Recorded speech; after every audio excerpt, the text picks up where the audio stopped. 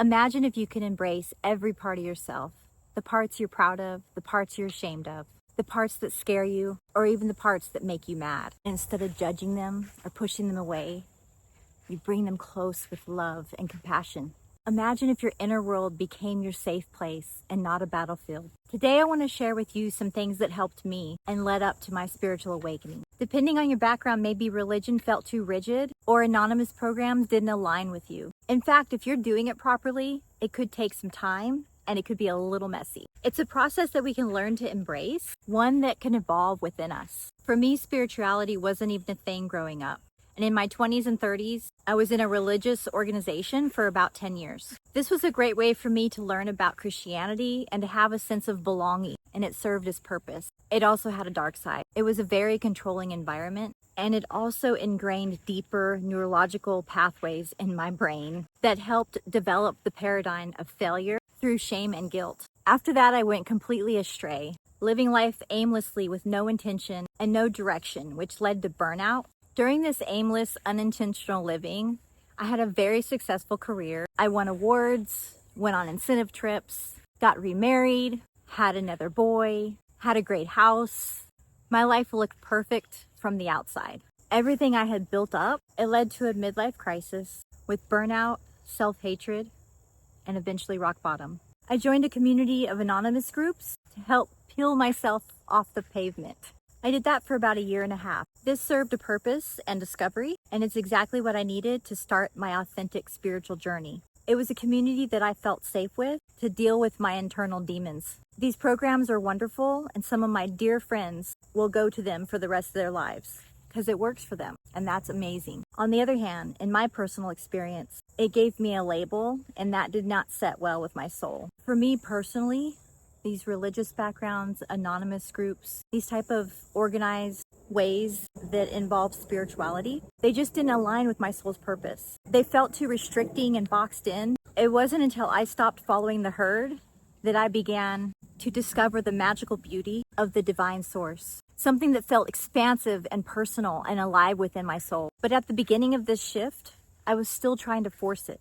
I wanted to rush the healing process, like there was a finish line I had to cross. And honestly, in the beginning, I was a complete mess. Open relationships, toxic relationships, I was promiscuous, battling low self-esteem and self-worth, disrespectful towards myself, engaging in actions that did not align with my true core values. I was chasing outside validation, hoping someone would finally make me feel worthy and enough. But here's what changed. I opened my mind with imagination and wonder. I gave myself permission to explore. Through shadow work, I learned to sit with the parts of me that I used to hide, the parts that some might say are disgusting or repulsive, but that I now find are beautiful and magical. These are parts that I used to think were scary, that I judged, but instead of pushing them away, I held them close, nurtured them, and loved them with compassion, without judgment. I began to understand them. Something magical happened during that process. I started to see and feel inside of me that I am enough, that I am beautiful inside and out, and that I have a greater purpose. This was the beginning of reclaiming my power. How did I do it, you ask?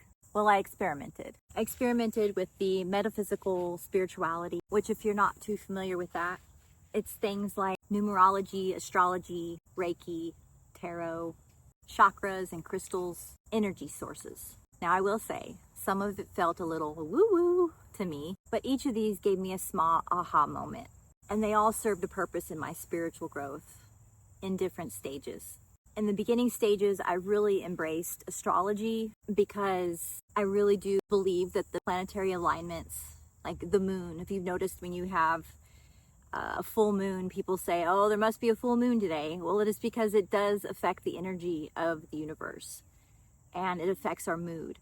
It's why you see in history that we have historical patterns that happen with storms and natural disasters and things like that. It's all because of the planetary alignments. So there is some truth to it.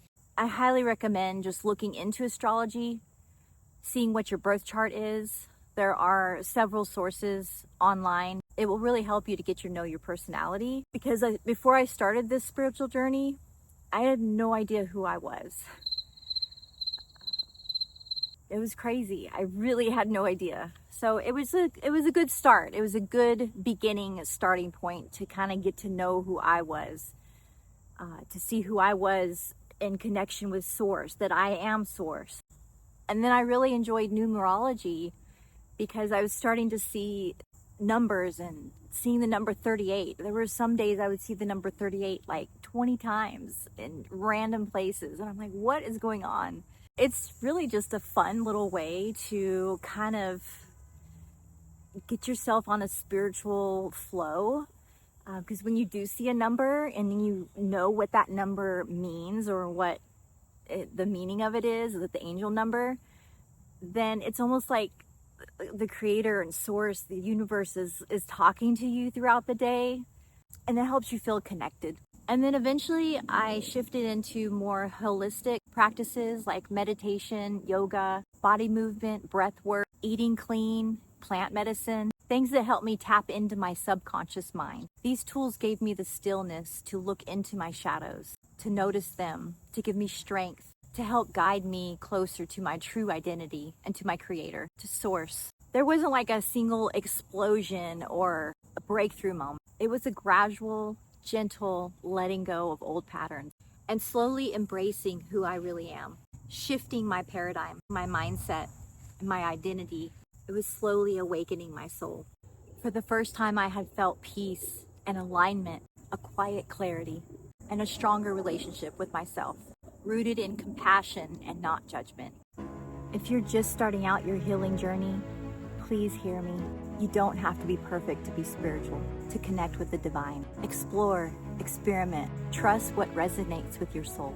Even the tiniest shifts matter, remembering that this is a process of evolving, and it can take time, and it will get messy along the way, but that is okay. Keep at it, keep showing up, don't give up on yourself, and I promise it is so worth it. If this video spoke to you and you feel moved to do so, please like and subscribe to see more. I invite you to leave a comment below. This will help spread the awareness of spirituality to all who need it. Goodbye for now. Until next time. Love you. Mwah.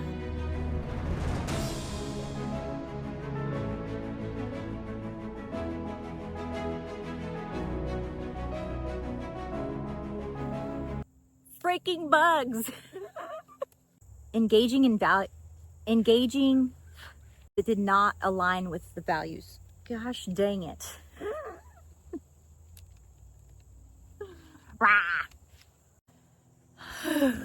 Okay, what was I doing?